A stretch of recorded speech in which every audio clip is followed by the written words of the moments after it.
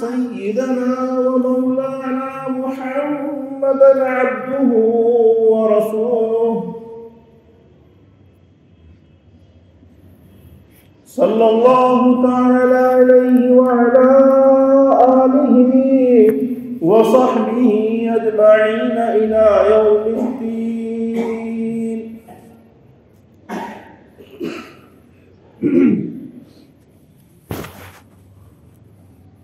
فأعوذ بالله من الشيطان الرجيم. بسم الله الرحمن الرحيم.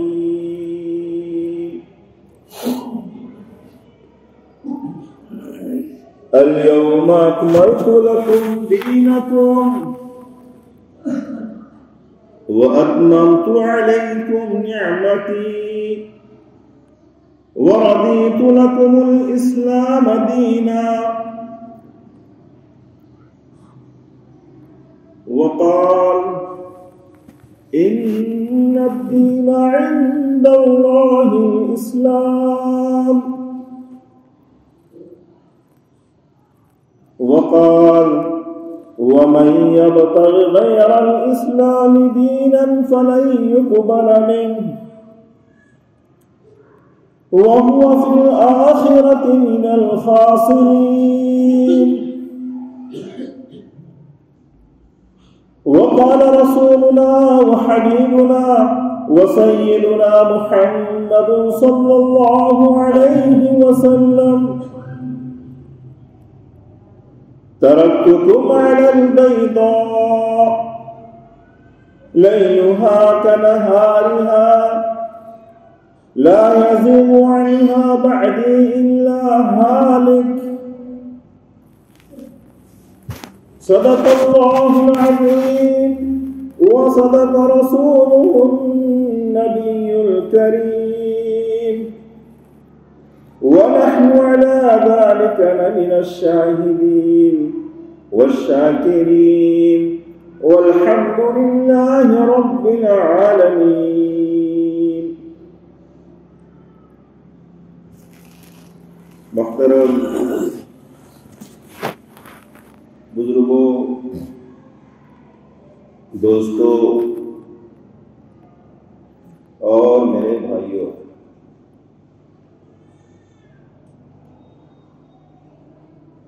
برسوں پہلے کی بات ہے،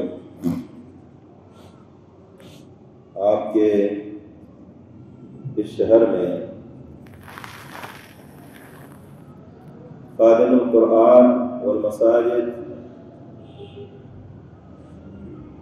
حضرت مولانا غلام محمد صاحب استانوی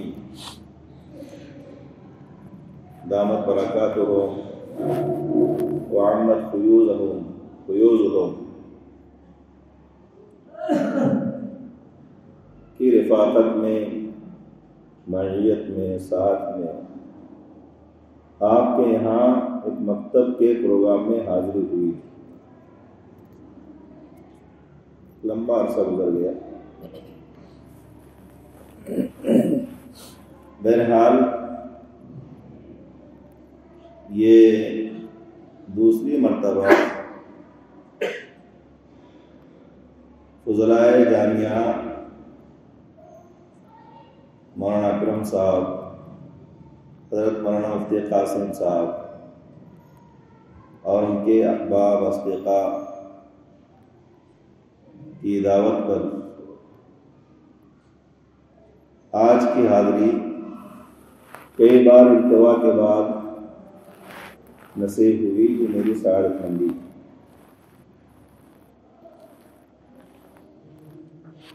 بزرگوں،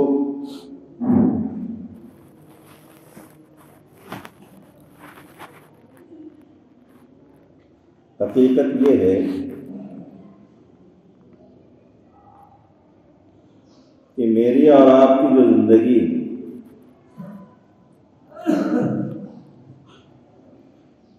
یہ بہت مختصر،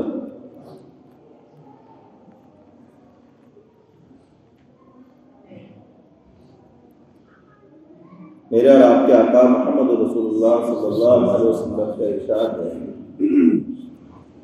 اعمار امتی ما بین 60 الی 70، کہ میری امت کی عمریں،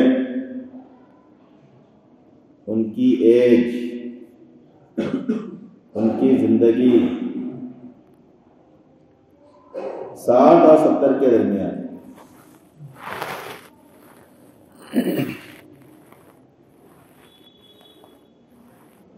اور زندگی لوگوں ایک ہی بار ملتی ہے۔ یہ اس دنیا کی تاریخ رہی کہ جو آدمی آیا اس نے اپنی مقررہ زندگی، محدود زندگی، مقدر اور مقرر من جانب اللہ زندگی کو پورا کیا اور چلتا رہا۔ یہ ایک حقیقت ہے۔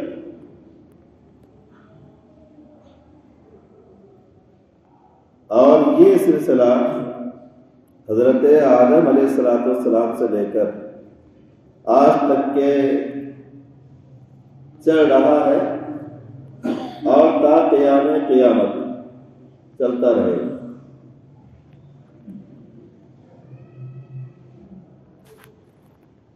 اللہ پاک نے مجھے اور آپ کو یہ جو زندگی عطا کی ہے، یہ عارضی، اس کو بقا نہیں،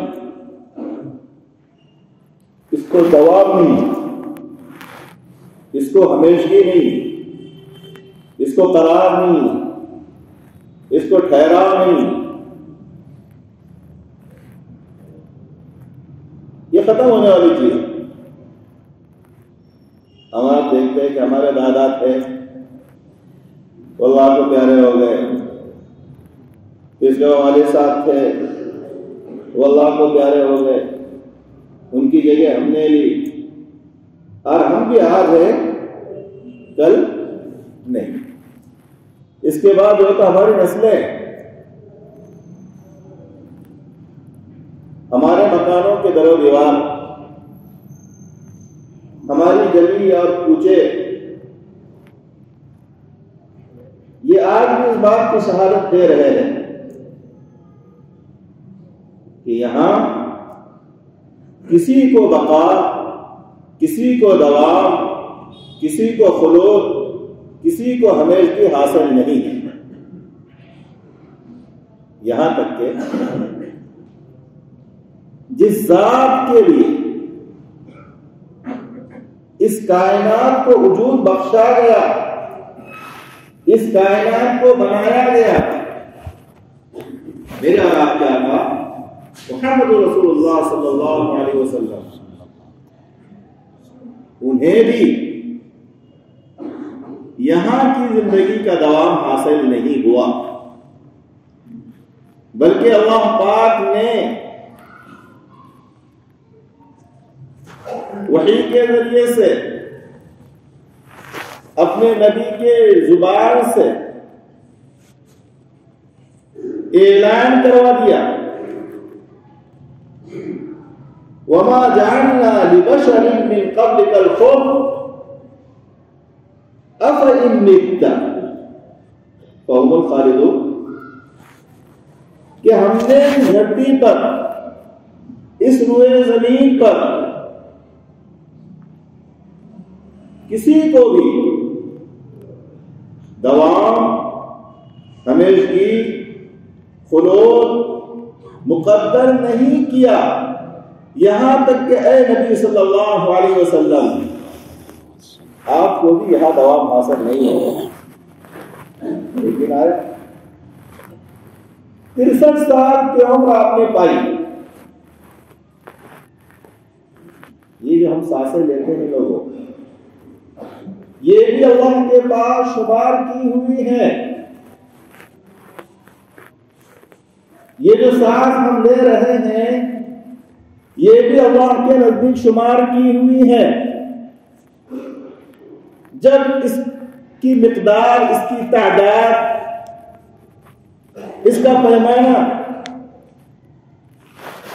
جو من جانب اللہ مقرر ہے، مقدر ہے، پورا ہو جائے گا تو ایک ساز بھی میں اور آپ ایکسٹرا زائد نہیں لے سکتے.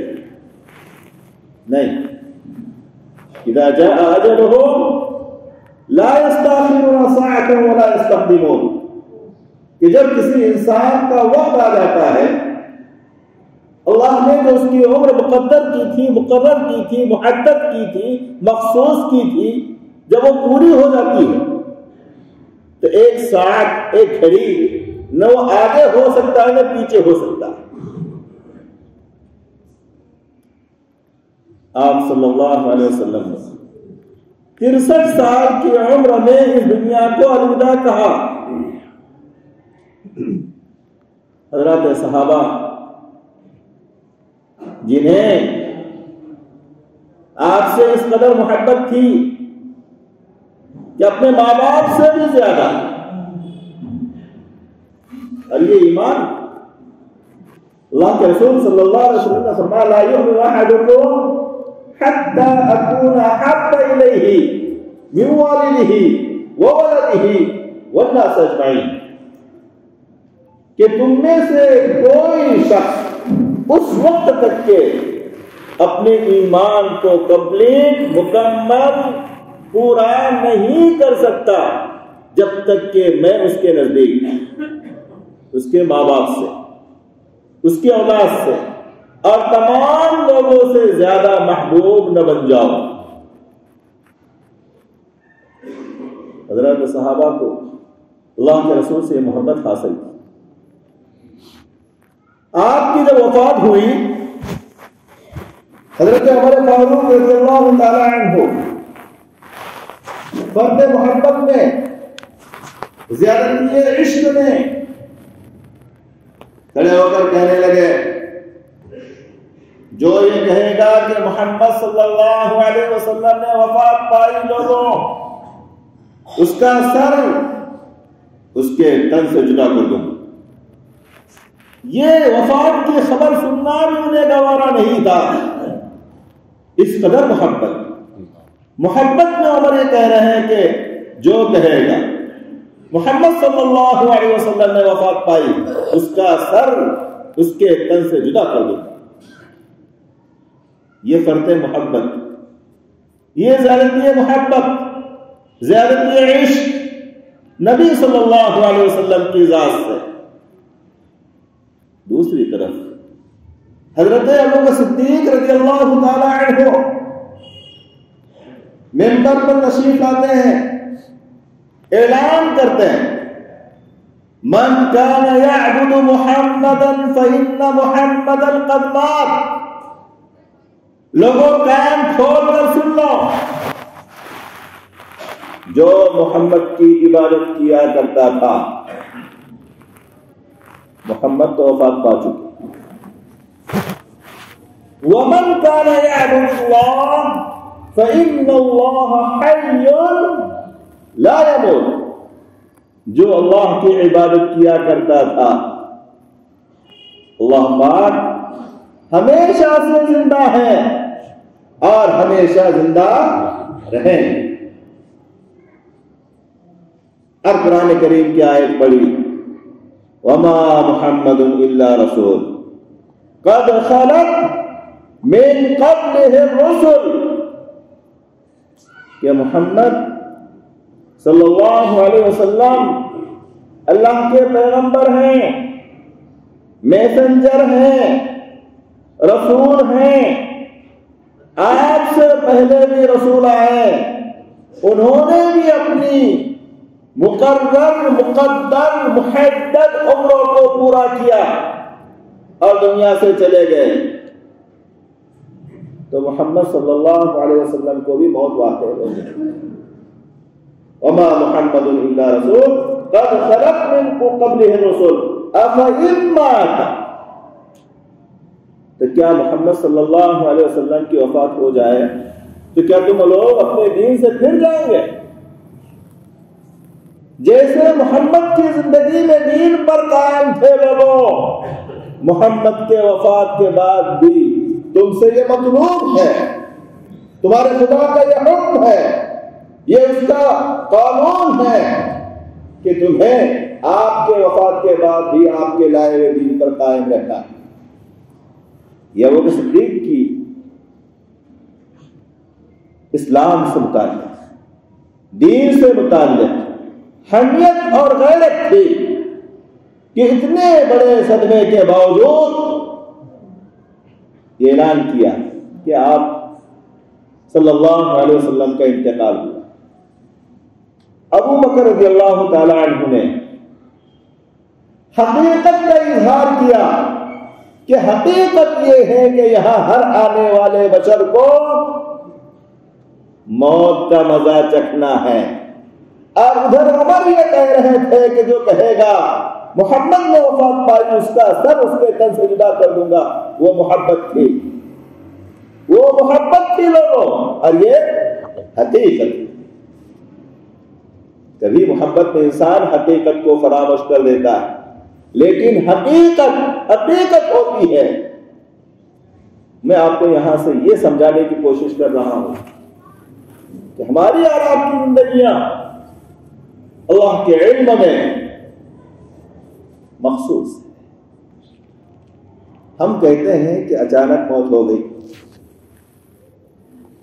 اچھا بھلا انسان تھا، کچھ دیر پہلے فون پر گفتگو ہوئی، دعا سلام ہوئی، خیر خیریت ایک دوسرے کی معلوم کی گئی، اچانک ہوا؟ نہیں، میرے اور آپ کے علم کے اعتبار سے لوگوں یہ چیز اچانک ہے، لیکن اللہ کے علم کے اعتبار سے اچانک نہیں، وہ قطعی ہے اور وہ یقینی۔ ہم نہیں جانتے، وہ تو عالم الغیب ہے، اسے معلوم ہے کہ ہم میں جتنے لوگ یہاں بیٹھے ہیں کس کی کتنی سانسیں باقی، ہم کو نہیں پتا، لیکن یہ چیز اس کے علم میں۔ تو زندگی اللہ کی نعمت ہے، اور یہ وہ نعمت ہے لوگوں کہ اسے یہاں اس دنیا میں دوام بقا ہمیشگی نہیں ہے۔ نہ کسی نبی کی زندگی کو دوام ملا، نہ کسی صحابی کی زندگی کو دوام ملا، نہ کسی تابعی کی زندگی کو دوام ملا، نہ تبع تابعین کی زندگی کو دوام ملا، نہ کسی ولی کو، نہ کسی محدث کو، نہ کسی مفسر کو، نہ کسی فقیہ کو، کسی کی زندگی کو دوام نہیں ہے۔ وما هذه الحياة الدنيا إلا لهو ولعب وإن الدار الآخرة لهي الحيوان۔ وہاں کی زندگی ہمیشہ کی ہے، وہاں کی نعمتیں ہمیشہ کی ہے، وہاں کی راحتیں دائمی ہیں، وہاں کی عزتیں، وہاں کی رفعتیں، وہاں کی بلندیاں، وہاں کی مسرتیں، وہاں کی خوشیاں ہمیشہ کی۔ یہاں جو چیز بھی ہمارے پاس صحت ہے اس کو بھی دوام نہیں، مال و دولت ہے اس کو بھی دوام نہیں، عزت ہے اس کو بھی دوام نہیں، بلندی ہے اسے بھی بقا نہیں۔ یہاں کسی نعمت کو دوام نہیں ہے، اور یہاں کا کوئی دکھ،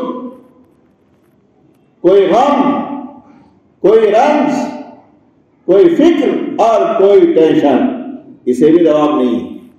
یہ چیزیں وقتی، یہ چیزیں وقتی ہیں، عارضی ہیں۔ کیوں؟ اس لیے کہ یہ دنیا عارضی۔ جب دنیا عارضی ہے تو اس دنیا میں پائی جانے والی چیزیں لوگوں وہ سب کے سب عارضی، کسی کو دوام نہیں۔ یہاں پر دوام آخرت کی زندگی، دوام آخرت کی خوشیوں کو۔ یہاں تو کبھی انسان خوش ہوتا ہے، کبھی غم، کبھی سکھ، کبھی دکھ، اس طرح سے وہ اپنی عمر کو پورا کرتا ہے اور چل دیتا ہے۔ اس نے کہا نا کہ خوشی بھی گزشتنی ہے، غم بھی گزشتنی، خوشی بھی گزشتنی ہے، غم بھی گزشتنی، گر غم کو اختیار کے گزرے تو غم نہ ہو۔ یہاں کی خوشی بھی گزرنے والی چیز ہے، یہاں کا غم وہ بھی گزرنے والا ہے۔ تو لوگوں عقل مندی یہ ہے کہ غم کو اختیار کرو تاکہ اگر وہ گزر جائے، وہ چلا جائے، وہ پار ہو جائے تو ہم کو غم نہ ہو۔ یہ ہے یہ زندگی کا، زندگی کی حقیقت۔ دوسری بات مجھے یہ کہنی کہ زندگی ایک مرتبہ ملتی ہے، ایک بار، ایک ہی بار۔ اس کو بنانا یا اس کو بگاڑنا، اس زندگی سے وہاں کی زندگی کو سنوارنا یا وہاں کی زندگی کو بگاڑنا، یہ اختیار اللہ پاک نے مجھے اور آپ کو دیا۔ آپشن ہے کہ میں نے تجھ کو لائف دی، اب تیرے سامنے دو راستے ہیں، وَهَدَيْنَاهُ النَّجْدَيْنِ، دو راستے تیرے سامنے ہیں، یہ راہ خیر ہے، یہ راہ جنت ہے، یہ راہ شر ہے، یہ راہ دوزخ ہے۔ اب عقل میں نے تجھے دی ہے، نفع اور نقصان کو سمجھنے کی صلاحیت میں نے تجھے عطا کی ہے، اب تو فیصلہ کر کہ تجھے کس راستے پر چلنا، اس راستے پر یا اس راستے۔ اس زندگی میں ہمیں دولت کمانا، عزت کمانا، زراعت کو ترقی دینا، ملازمت کو چار چار لگانا، تجارت کو فروغ دینا، یہ مقصود نہیں ہے لوگوں، یہ مطلوب ضرور ہے، مقصود نہیں۔ اس لیے کہ ان چیزوں میں کامیابی نہیں ہے۔ ہاں، اگر حکومت کے اندر سلطنت میں کامیابی ہوتی تو فرعون کو وہ سلطنت ملی تھی، وہ حکومت ملی تھی کہ تو اعلان کرتا تھا، بولے انا ربکم الاعلی، میں تمہارا سب سے بڑا رب ہوں، لیکن ناکام ہو کر چلا گیا۔ کامیابی مال و دولت میں نہیں ہے لوگوں، اگر کامیابی مال و دولت میں ہوگی تو قارون کے پاس وہ خزانے تھے کہ بڑی بڑی جماعتیں مل کر بھی اس کے خزانوں کی چابیاں اٹھاتی تو نہیں اٹھا پاتی۔ لَتَنُوءُ بِالْعُصْبَةِ أُولِي الْقُوَّةِ۔ کامیابی تجارت میں نہیں ہے لوگوں، اگر کامیابی تجارت میں ہوتی تو قوم شعیب جیسی کوئی قوم نہیں گزری جو تجارت میں اس قدر ماہر تھے کہ ان کا کوئی ہاتھ نہیں پکڑ سکتا تھا۔ اگر کامیابی قوت میں، طاقت میں ہوتی تو قوم عاد سے بڑی کوئی قوم نہیں گزری جو قوت اور طاقت میں آگے ہے۔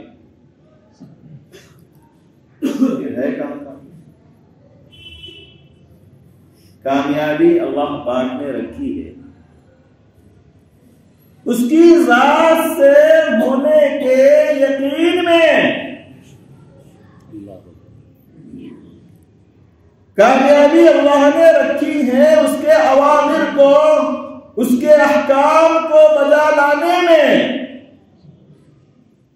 فوز اور فلاح اللہ نے رکھی ہے رسول صلی اللہ علیہ وسلم کی سنت کی اتباع۔ یہ ہے اصل کہانی۔ قرآن کریم کی جو آیت میں نے پڑھی، اللہ پاک فرماتے ہیں کہ دیکھو یہ جو زندگی ہم نے تمہیں دی ہے تو تم یوں ہی اس کو بسر کر کے مت آئیو، یوں ہی گزار کر مت آنا، میرے یہاں وہی زندگی قابل قبول ہے جو میرے رسول کے اسوے اور نمونے کے مطابق ہو۔ جو زندگی، جو طرز یہود کے مطابق ہوگا، نصارہ کے مطابق ہوگا، مجوس کے مطابق ہوگا، حنوط کے مطابق ہوگا، ایسی لائف، ایسی زندگی میرے یہاں قابل قبول نہیں ہے۔ ان الدین عند اللہ الاسلام، دین کو اپنے لیے اس دنیا میں عزت و کامیابی اور آخرت میں سرخ روئی و سر بلندی اور اللہ کی رضا کا ذریعہ سمجھو۔ حضرت غالب عمر رضی اللہ تعالی عنہ فرماتے ہیں کہ ہم ذلیل تھے، اسلام کی وجہ سے ہمیں عزت ملی، ہم گمراہ تھے، بھٹکے ہوئے تھے، اللہ پاک نے اسلام کی وجہ سے ہم کو راہ بنایا۔ اور جو کوئی شخص اسلام کو چھوڑ کر، اس کے احکام کو نظر انداز کر کے، سنتوں کو پسے پردہ ڈال کر کسی اور طریقے میں، کسی اور اسٹائل میں، کسی اور طرز میں عزت کا طالب ہو، بلندی کی خواہش رکھتا ہو، رفعت کا خواہاں ہو، کہ سوائے ذلت اور رسوائی کے کچھ ہاتھ نہیں آئے۔ ضرورت ہے اس بات کی کہ ہم اپنے زندگی کے ہر شعبے میں، زندگی کے ہر شعبے میں خدائی احکام کو، اس کے قوانین کو نافذ کریں، چاہے وہ ہماری عبادتیں ہوں۔ عبادتیں اسی وقت عبادت ہے جبکہ آپ کے بتلائے ہوئے طریقے کے مطابق۔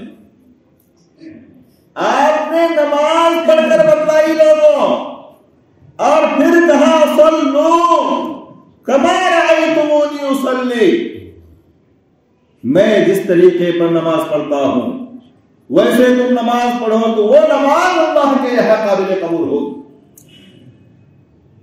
دین میں اپنی خواہش، اپنی چاہت، اپنی منشا، اپنی مرضی، اپنا طریقہ قابل قبول نہیں، طریقہ تو وہی قابل قبول ہے جو نبی کریم صلی اللہ علیہ وسلم عبادت ہو، معاملات ہو، نکاح ہو، طلاق ہو، زراعت ہو، تجارت ہو، سیاست ہو، چاہے کسی بھی فیلڈ میں آپ رہو، پہلے یہ معلوم کر لو اس فیلڈ میں میرے آقا کی سنتیں کیا ہے، آپ کے طریقے کیا ہیں۔ آج سب سے بڑا مسئلہ میرے اور آپ کے لیے فکر کا، سوچنے کا یہ ہے کہ ہم اپنے ایمان کو، ہم اپنے عقائد کو کس طرح سے بچا سکتے ہیں۔ اور صرف یہ نہیں کہ ہم اپنے ایمان اور عقائد کو بچا لیں، لوگوں اس بات کی فکر کی بھی ضرورت ہے کہ میرے اور آپ کے چھوٹے چھوٹے یہ ننھے اور معصوم بچے، ان کا ایمان، ان کے عقائد، ان کی تہذیب، ان کی ثقافت کی حفاظت کیسے ہوتی ہے، یہ سوچنا۔ غیر اغیار دوسری قومیں پوری طرح سے پلاننگ بنا چکی ہے، منصوبہ بندی کر چکی ہے. کان کھول کر سن لو کہ کس طرح سے ان مسلمانوں کو ان کی مسجدوں سے دور کیا جائے، کس طرح سے مسلمانوں کو خانقاہوں سے کاٹ دیا جائے، کس طرح سے مسلمانوں کو ان کے علماء سے بے تعلق کیا جائے، کس طرح سے ان کے بچوں کو مکتب سے مدرسے سے دور کیا جائے، تاکہ ہم آسانی کے ساتھ انہیں اپنے عقائد میں، انہیں اپنے افکار میں، انہیں اپنے نظریات میں، انہیں اپنی تہذیب اور ثقافت اور کلچر میں ضم کر لیں. یہ سوچنے کا بات. میرے استاد حضرت قاضی مجاہد اسلام صاحب فرمایا کرتے ہیں، اللہ کی قبر کو نور سے ملتے کہ آج ہندوستان میں اگر ہم چاہتے ہیں کہ ہمارے نسلوں کا ایمان، ہماری نسلوں کے عقائد، ہماری اسلامی تہذیب، ہماری اسلامی ثقافت، ہمارا کلچر محفوظ رہے، تو اس کے لیے ہر مسلمان کو اپنے طور پر، ہر مسلمان کو اپنے طور پر بیدار ہونا پڑے، اسلامی شریعت کو اپنے اوپر نافذ کرنا ہو. شریعت کی حفاظت جلسوں سے نہیں ہوگی لوگوں، شریعت کی حفاظت احتجاج اور دھرنا سے نہیں ہوگی، شریعت کی حفاظت کانفرنسوں سے نہیں ہوگی، شریعت کی حفاظت راستوں کو روک کر اور اندرون کر کے نہیں ہوگی. شریعت کی حفاظت اگر چاہتے ہو تو شریعت کو سب سے پہلے اپنے اوپر نافذ کیجیے. حضرت فرمایا کرتے تھے کہ ہم اور آپ 100 سال پہلے کا سروے میپ کو دیکھیں، اس کے اندر بہت سارے وہ راستے ہمیں دکھائی دیں گے جو آج نہیں. 100 سال پہلے کا میپ اٹھا کر دیکھو، اس میں نظر آئے گا کہ یہاں بھی راستہ تھا، یہاں بھی گلی تھی، یہاں بھی روڈ تھا، یہاں بھی اشارے تھی، اور آج وہ راستہ نہیں. اور بہت سے ایسے راستے لوگوں ہمیں نظر آئیں گے جو پہلے نہیں تھے اور آج ہے. کیا وجہ؟ اصل میں جو راستے تھے اب نہیں ہے. اس کی وجہ یہ ہے کہ لوگوں نے ان راستوں پر چلنا چھوڑ دیا تھا، تو راستے مٹ گئے، بند ہو گئے، ختم ہو گئے. اور جن نئے راستوں پر لوگوں نے چلنا شروع کر دیا، وہاں راستے نہیں تھے، راستے بن گئے. حضرت فرمایا کرتے تھے کہ اگر ہم چاہتے ہیں کہ ہمارے دین کی حفاظت ہو، قیامت تک کہ ہمارا دین قائم رہے، ہمارے بچوں کے، ہمارے نسلوں کے ایمان اور عقائد محفوظ رہے، تو اس کے لیے ہمیں یہ کرنا ہوگا کہ ہماری شریعت کو ہم ڈیڈ روڈ نہ بننے دیں. ڈیڈ روڈ نہ بننے دیں. کیوں؟ اس لیے کہ اگر ہم خود اپنے دین پر، اپنی شریعت پر، اپنے احکام پر چلنا بند کر دیں گے تو کسی حکومت کو، کسی سلطنت کو، کسی گورنمنٹ کو، کسی ریاست کو، ولایت کو اس کو بند کرنے کی ضرورت نہیں ہے. اس لیے کہ مسلمانوں نے اس پر چلنا چھوڑ دیا، وہ بند ہو گیا. ہاں، فکر کرو خود اپنے ایمان کی، اپنے بچوں کی ایمان کی، اپنے نسلوں کی. صرف دین یہ نہیں ہے لوگوں، نماز پڑھ لی، روزہ رکھ لیا، حج کر لیا، زکات دے دی. نہیں، میں کہتا ہوں کہ روزہ، نماز، زکات، حج، اس میں تو دین صرف 25% ہے. 25%. کتنا؟ 25%. علماء جانتے ہیں کہ کوئی بھی شخص اس وقت تک عالم نہیں ہوتا جب تک کہ ہدایہ کی 4 جلدیں نہیں پڑھتا. ہدایات کی 4 جلدیں نہیں پڑھتا اس وقت تک کہ وہ پورا عالم نہیں ہوتا. ان 4 جلدوں میں لوگوں، ان 4 جلدوں میں صرف ایک جلد نماز، روزہ، زکوٰۃ، حج وغیرہ مسائل پر، اور باقی 3 جلدیں نکاح میں ہے، طلاق میں ہے، وراثت میں ہے، معاملات میں ہے، زراعت میں ہے، تجارت میں ہے. اس سے کیا سمجھ میں آیا کہ 75% دین معاملات میں. تو جب تک کہ ہم اپنے معاملات کو، چاہے وہ نکاح کا معاملہ ہو، طلاق کا معاملہ ہو، وراثت کا معاملہ ہو، زراعت کا معاملہ ہو، تجارت کا معاملہ ہو، ہر معاملے میں شریعت کے احکام کو اپنے اوپر نافذ کرنا ضروری ہے اور اس کو اختیار کرنا اور چلنا ضروری ہے. لوگ ان چیزوں کو دین سمجھتے ہی نہیں، جبکہ وہ 75% دین. تو بہرحال وقت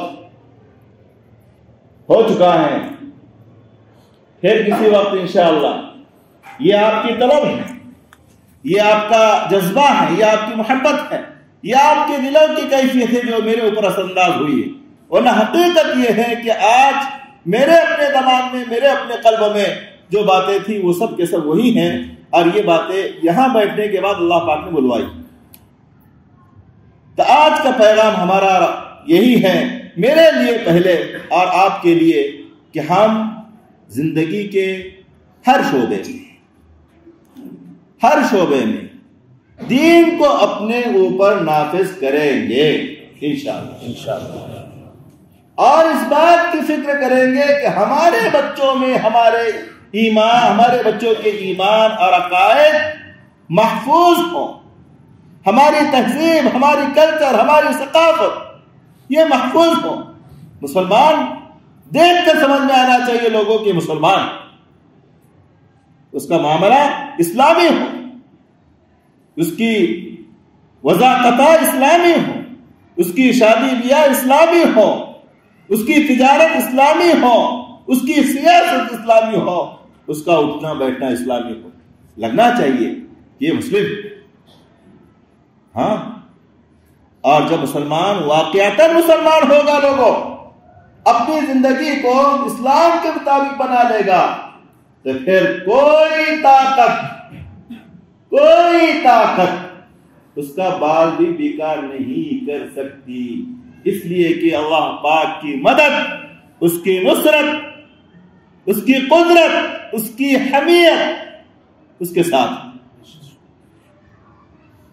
ہمارے تمام پریشانیوں کا حل، تکلیفوں کا مداوا یہی ہے کہ ہم اثر نو اپنی زندگی کا جائزہ لیں کہ کہاں کہاں ہمارے زندگی میں اسلامی احکام ہیں اور کہاں جو ہو تو غیروں کے طریقوں کو ہم نے اپنایا. اگر یہ جائزہ لے کر ہم اس کی اصلاح کر لیتے ہیں تو ضرور اس دھرتی پر قیامت تک کے ہماری نسلوں کے عقائد، ان کا ایمان، ان کا یقین محفوظ ہوگا انشاءاللہ تبارک و تعالی. اللہ پاک مجھے بھی، آپ کو بھی ان باتوں پر عمل کی توفیق پر